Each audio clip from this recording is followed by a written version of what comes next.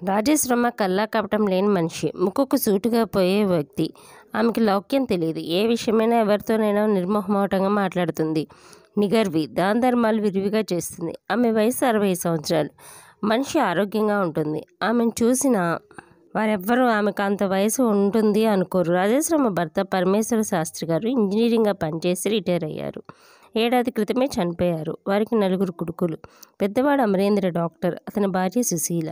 వారి కొడుకు కార్తీక్, రెండోవాడు ఉపేంద్ర బ్యాంక్ మేనేజర్, అతని భార్య సరోజిని. వారి కొడుకు ఈశ్వర్, మూడోవాడు నరేంద్ర లెక్చరర్, అతని భార్య గాయత్రి. వారి కుమారుడు నార్జేంద్ర, నాలుగోవాడు మహేంద్ర సాఫ్ట్వేర్ ఇంజనీర్. అతనికి 4 రోజుల క్రితమే విశాలతో వివాహమైంది. విశాల సామాన్య కుటుంబం నుంచి జన్మించింది.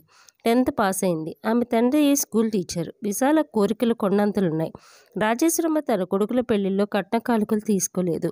పరమేశ్వర శాస్త్రి గారు భార్య అభిరుచికి తగిన విధంగా విశాలమైన ఆవరణలో 2 అంతస్తుల మేడ కట్టించారు.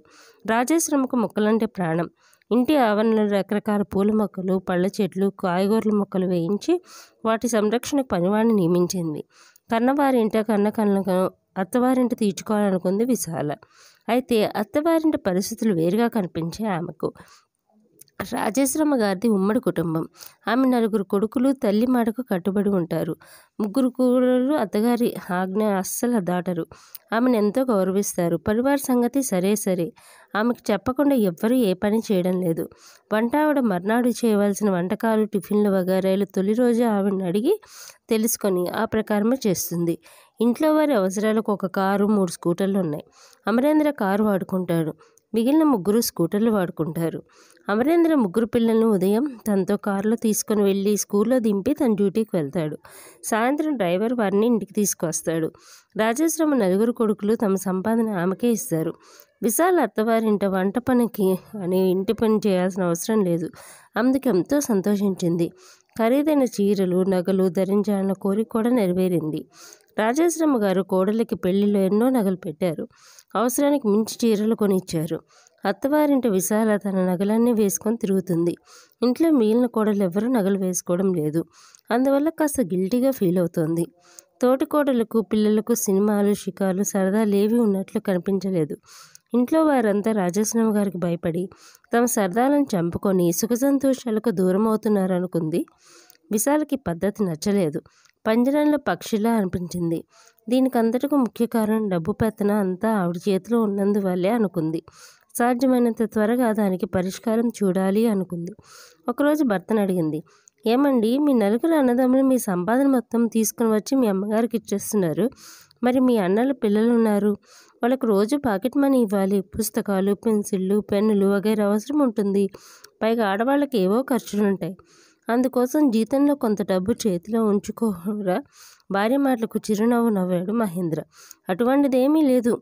పిల్లలు ఎవరికి బయట కొనుక్కొని చిరుతిళ్ళు తినే అలవాటు లేదు. వాళ్ళకి కావాల్సినవన్నీ ఒకేసారి సూపర్ బజార్ నుండి కొని తెచ్చి పెడతాం. ఎవరికి కావాల్సిన వారు తీసుకుంటారు. వంట ఆవిడ రోజుకో రకం టిఫిన్ పిల్లల కోసం చేస్తుంది. ఇక ఎవరికైనా డబ్బు అవసరం అంటే అమ్మని అడిగి తీసుకుంటాం అన్నాడు. భర్త సమాధానం విశాలకు సంతృప్తికరంగా లేదు. తోటికోడల్ని ఇదే విషయం మాటల సందర్భంలో అడిగింది. మేము షాపింగ్ కానీ, బజారుకి కానీ, బయటకు మరే పని మీద వెళ్ళినప్పుడు కానీ మాకు అవసరమైనంత డబ్బు తీసుకుంటాం. అత్తయ్యగారు మమ్మల్ని ఇంతవరకు దేనికి, ఎందుకు అని అడగలేదు. లెక్కలు అడగలేదు. తాళాలు మా చేతికిస్తారు. మాకు అవసరమైనంత తీసుకుంటాం. మిగిలిన డబ్బు తెచ్చి తిరిగి బీరువాలో ఉంచుతాం అన్నారు. అత్తగారు ఎంతో చాకచక్యంగా కొడుకుల్ని, కోడల్ని గుప్పెట్లో పెట్టుకుని ఆడిస్తున్నారు అనుకుంది. చేతిలో డబ్బు లేనందువల్ల విశాలకు రోజు రోజుకు అసహనం పెరిగిపోతుంది.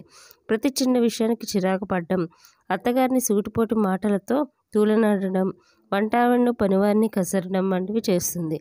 అయితే ఆమె ప్రవర్తనకు ఎవ్వరూ ఏమాత్రం కూడా పట్టించుకోవడం లేదు. ఏమండి, మీ పెద్దన్నయ్య గారు కారు కొనుక్కుంటున్నాయి, వాడుకుంటున్నారు. మరి మీరెవ్వరూ ఎందుకు కొనుక్కోలేదు అని భర్తను అడిగింది. అదా, మా ఆఫీసులు చాలా దగ్గర, కిలోమీటర్ దూరంలో ఉన్నాయి. అన్నయ్య హాస్పిటల్ 6 కిలోమీటర్ల దూరంలో ఊరి చివర ఉంది. మా కారు అవసరం లేదు. బాగుంది. మీకు అవసరం లేకపోతే మరి మా తోటికోడలు గుడికి వెళ్ళాలన్నా, షాపింగు, చుట్టాలు, స్నేహితులు ఇంటికి వెళ్ళాల్సి వస్తే దానికే డ్రైవర్కి చెప్తే ఎప్పుడు కావాలంటే అప్పుడు కారు తీసుకొని వస్తాడు. లేదా అన్నయ్యకు ఫోన్ చేస్తే పంపిస్తాడు. ఈ విషయం వదినలకు తెలుసు అన్నాడు. భర్త సహకారం తనకు ఏ విధంగానూ లభించడం లేదు అనుకుంది విశాల. ఇంట్లో అందరిది ఒకే మాట. వారిని ఏ విధంగా తన వైపు తిప్పుకోవాలా అని ఆలోచిస్తోంది. ఒకరోజు విశాల పినతల్లి తన కొడుకు పెళ్లి నిశ్చయమైందని శుభలేఖలు పంపించమని, సమయం లేనందున స్వయంగా వచ్చి పిలవలేకపోతున్నామని, పెళ్లికి అందరినీ రమ్మనమని ఫోన్ చేసి రాజేశ్వరమ్మకు చెప్పింది. పెళ్లి కూతురికి చీరలు కొనాలి, వీలుంటే విశాలను 2 రోజులుగా ముందుకు పంపమని, పెళ్లికి 4 రోజుల వ్యవధి ఉందని మరీ చెప్పింది. విశాలతోనూ ఫోన్లో మాట్లాడింది ఆవిడ. విశాల పినతల్లి భర్త 2 ఏళ్ల క్రితం పోయారు. ఒక్కడే కొడుకు, ఎవరో ఆఫీసులో ఉద్యోగం చేస్తున్నాడు. విశాల కన్నా ఏడాది చిన్న. ఈ వివరాలు విశాల అత్తగారికి భర్తకు చెప్పింది. విశాల భర్త అత్తగారు ఆమెను మర్నాడు ఉదయమే వెళ్ళమన్నారు. వీలు చూసుకొని ముహూర్తం వేళకు మహేంద్ర వస్తాను అన్నాడు. రాత్రి భోజనాల దగ్గర మీ తమ్ముడికి గిఫ్ట్ ఏమి ఇద్దాం అనుకుంటున్నావు అని భార్యను అడిగాడు.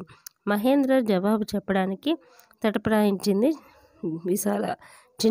చిన్నపిల్ల అమ్మాయికి ఏం తెలుసురా, ఏమిస్తే బాగుంటుందో నువ్వే చెప్పు అంది రాజేశ్వరమ్మ. నేను చెప్పనా అంది సుశీల నవ్వుతూ. తమ్ముడిని పెళ్లి కొడుకు చేసినప్పుడు అక్క రెడీమేడ్ సూట్ ఇస్తే బాగుంటుంది అంది సుశీల. ఆమె సలహా అందరికీ నచ్చింది. అవును, నేను అదే అనుకున్నాను. చూడు విశాల, మీ తమ్ముడికి బజార్కి తీసుకెళ్ళి సుమారు 5-6 వేల్లో మంచి రెడీమేడ్ సూటు అతడికి నచ్చిన కలర్ కొనివ్వు అన్నాడు భర్త. భర్త మాటల ముందు నమ్మలేకపోయింది విశాల. తర్వాత ఆనందంతో ఉబ్బి తబ్బైపోయింది. తమ్ముడికి 600-700 రిస్ట్ వాచ్ కొనిస్తే బాగుంటుంది అనుకుంది. ఇంకా నయం బయటకు చెప్పలేదు అని సిగ్గుపడింది. భోజనాలు అయ్యాక రాజేశ్వరమ్మ పెద్ద కొడుకుని పిలిచి ఊరికి వెళ్ళడానికి ఎంత డబ్బు కావాలో విశాలకి ఇవ్వమని బీరువా తాళాలు ఇచ్చింది. సుశీల బీరువా తెరిచి ఎంత కావాలి అని విశాలను అడిగింది. విశాలకి ఏం చెప్పాలో అర్థం కాక తికమక పడింది. 10,000 చాలా, ఇంకా ఎక్కువ కావాలా అంది. చాలు అంది తడబడుతూ. రాజేశ్వరమ్మ మర్నాడు ఉదయం డ్రైవర్ని పిలిచి ట్యాంక్ నిండా పెట్రోల్ పోయించుకొని రమ్మని చెప్పింది. విశాల కారు తీసుకొని వెళ్ళు, పెళ్ళయ్యే వరకు కారు నీ దగ్గరే ఉంచుకో, అవసరం ఉండవచ్చు, డ్రైవర్ ఉన్నాడు కనుక పర్వాలేదు అంది. అత్తగారి విశాల హృదయాన్ని మనసులోనే మెచ్చుకుంది విశాల. భర్త చెప్పినట్టు తమ్ముడు షాపుకు వెళ్ళి రెడీమేడ్ సూట్ కొంది. ఆడపిల్లకి ఏమి ఇవ్వాలి, కానీ నీ వద్ద నుండి మేము తీసుకోవడం ఏమిటి, ఆయన 5,000 పెట్టి కొనడం అంటే ఏమీ బాగాలేదు అమ్మాయి. అల్లుడు గారికి అత్తయ్య గారికి ఈ విషయం తెలిస్తే ఏం బాగుంటుంది చెప్పు అంది విశాల పినతల్లి. పర్వాలేదు పిన్ని, మీ అల్లుడు గారే చెప్పారు సూటు కొని ఇవ్వమని. వాళ్ళు మర్యాద కోసం చెప్పినా మనం ముందు వెనుకలు ఆలోచించుకోవాలి తల్లి. పెళ్లి భవానీపురం రాజరాజేశ్వరి కళ్యాణ మండపంలో. ఆడపిల్లి వారు వీరి కోసం రానుపోను మినీ బస్ ఏర్పాటు చేశారు. పెళ్లి రోజు ఉదయం విశాల, ఆమె తల్లిదండ్రులు, పిన్ని కొడుకు కారులోను, మిగిలిన వారు మినీ బస్సులోను భవానీపురం బయలుదేరారు. కారు గ్రామం పొలిచేరేసరికి అమ్మగారు వస్తున్నారని గ్రామవాసులు కారును చూసి వెంబడించారు. కళ్యాణ మండపం వద్దకు చేరుకునేసరికి ఒక నడివయస్కుడు కారు వద్దకు వచ్చి, నమస్కారం అమ్మ, నేను గుర్తున్నానా, అత్తయ్య గారు చిన్నబాబు గారు రాలేదా అన్నాడు కారులోకి తొంగి చూస్తూ. నమస్కారం, మీరు శాస్త్రి గారు కదూ. అత్తయ్య గారు వాళ్ళు రాలేదండి, నేను పెళ్లికి వచ్చాను, మా పిన్ని కొడుక్కి పెళ్ళి, ఇతనే పెళ్లి కొడుకు, అమ్మ నాన్నగారు పిన్ని వచ్చారు అంది కారులోంచి దిగుతున్న వారిని చూపిస్తూ. విశ్వనాథ శాస్త్రి అందరికీ నమస్కరించాడు. మీరు కూడా పెళ్లికి వచ్చారా శాస్త్రి గారు అంది విశాల. లేదమ్మా, నేను ఉండేది ఇక్కడే, మీ వాళ్ళు ఇల్లు, పొలాలు, తోటలు అన్నీ ఇక్కడే ఉన్నాయి, వాటన్నిటినీ నేను చూస్తున్నాను. పదండమ్మా మన ఇంటికి వెళ్దాం, అక్కడైతే మీకు అన్ని సౌకర్యాలు ఉంటాయి అన్నాడు. ఇంతలో పెళ్లి కూతురి తల్లిదండ్రులు మేనమామకు కారు వద్దకు వచ్చారు. మా యజమానురాలు రాజేశ్వరమ్మ గారి కోడలు ఈవిడ, వారు ఆమె తల్లిదండ్రులు, పెళ్లి కొడుకు పెద్దల్లి, పెదనాన్నగారు, వీరంతా రాజేశ్వరమ్మ గారి లోగిల్లో ఉంటారు. వీళ్ళ బంధువులు ఎవరు వచ్చినా అక్కడికే పంపండి, విడిదిల్లు అదే అన్నాడు శాస్త్రి. అలాగేనమ్మా, కాఫీ పలహారాలు అవి అక్కడికే తెస్తామన్నాడు పెళ్లి పెద్ద. దేవాలయానికి 100 గజాల దూరంలోనే ఉంది రాజేశ్వరమ్మ గారి ఇల్లు. ఇంటి ముందు విశాలమైన ఆవరణ, అందులో ఒక పక్క రేకుల షెడ్డు, దానిలో ట్రాక్టరు, వ్యవసాయ పనిముట్లు. ఇంట్లో వసారా 4 అడుగుల ఎత్తులో విశాలమైన అరుగులున్నాయి. మండువా వాకిలి ఇల్లు మొత్తం 10 గదులున్నాయి. అందులో 4 గదులకు ఆధునిక సౌకర్యాలు కల్పించబడ్డాయి. అవి రాజేశ్వరమ్మ గారి కుటుంబ సభ్యుల కోసం. వెనుక పక్క 3 గదులు విశ్వనాథ శాస్త్రి గారి కుటుంబం వాడుకుంటున్నారు. ఒక గదిలో మధ్యలో నిలువెత్తు ఐరన్ సేఫ్ ఉంది. మండువాలోని వసారాలో ధాన్యం బస్తాలు నెట్టివేసి ఉన్నాయి. పల్లెటూరులో అంత పెద్ద ఇల్లు అన్ని సౌకర్యాలతో ఉండడం చూసి విశాల విస్తుపోయింది. ఆమెకి ఈ విషయాలు తెలియవు. శాస్త్రి తన భార్య, పిల్లల్ని పరిచయం చేశాడు. కోడలు వాళ్ళు వచ్చిన విషయం రాజేశ్వరమ్మ గారికి ఫోన్ చేసి చెప్పాడు శాస్త్రి. వారికి ఏ విధమైన అసౌకర్యం కలగకుండా చూడమని రాజేశ్వరమ్మ చెప్పింది. విశాల అత్తగారితో మాట్లాడింది. ఎంతో ఉత్సాహంగా ఉందని, తనకి ఇక్కడికి వచ్చే వరకు విషయం తెలియదని చెప్పింది. రాజేశ్వరం గారు మహేంద్ర సాయంత్రం వస్తాడని శాస్త్రి గారు చెప్పారు విశాలకు. రాజేశ్వరం గారి కోడలు వచ్చిందని గ్రామ పెద్దలు, ఆడవారు, మగవారు అందరూ వచ్చి విశాలను ఆప్యాయంగా పలకరించి గౌరవ మర్యాదలు చేసి కట్న కానుకలు ఇచ్చారు. మీ అత్తయ్య రాజేశ్వరం గారి తల్లిదండ్రులకు ఏకైక సంతానం, మగపిల్లలు లేరు. ఈ ఆస్తికి వారసురాలు ఆమె. వారికి ఈ గ్రామంలో 25 ఎకరాల పొలం, 15 ఎకరాల మామిడి, కొబ్బరి, అరిచెరుకు తోటలున్నాయి. మీ అత్తగారి పూర్వీకులు అమ్మవారి ఆలయం కట్టించి ధూపదీప నైవేద్యాలకు 25 ఎకరాల పొలం దానం ఇచ్చారు. దానం మీదే వచ్చే రాబడితో అమ్మవారికి నిత్యం అర్చనాది కార్యక్రమాలు జరిపిస్తున్నాం. మీ అత్తయ్య గారు అన్ని వసతులతో కళ్యాణ మండపం కట్టించారు.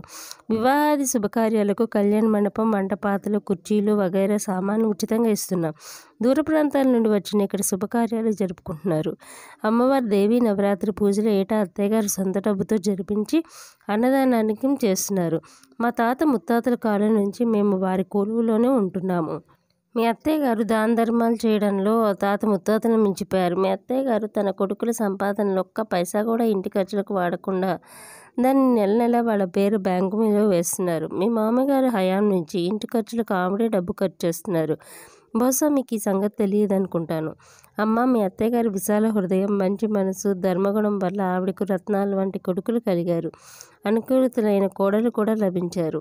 ఈ ప్రాంతం వాసులు అమ్మవారు కనిపించిన దేవత అయితే రాజేశ్వరం గారు కనిపించే దేవత. దేవతలు కొలిస్తేనే వరాలు ఇస్తారు, కోరకుండా అవసరాలు అనుగ్రహించే దేవత మీ అత్తయ్య గారు అన్నాడు శాస్త్రి. శాస్త్రి గారు చెప్పిన మాటలు వింటుంటే విశాల తల సిగ్గుతో వాలిపోయింది. అత్తగారు విశాల హృదయాన్ని, మంచి మనసును, మమకారాన్ని గుర్తించకుండా తప్పుడు ఆలోచనతో ఆవిడ పట్ల దురుసుగా ప్రవర్తించినందుకు విశాల హృదయం పశ్చాత్తాపంతో తల్లడిల్లిపోయింది.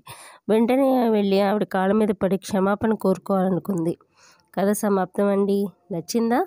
నచ్చితే మీకు ఒక లైక్ చేయండి, కామెంట్ చేయండి, షేర్ చేయండి, సబ్స్క్రైబ్ చేసుకోవడం అస్సలు మర్చిపోకండి. ఉంటానండి.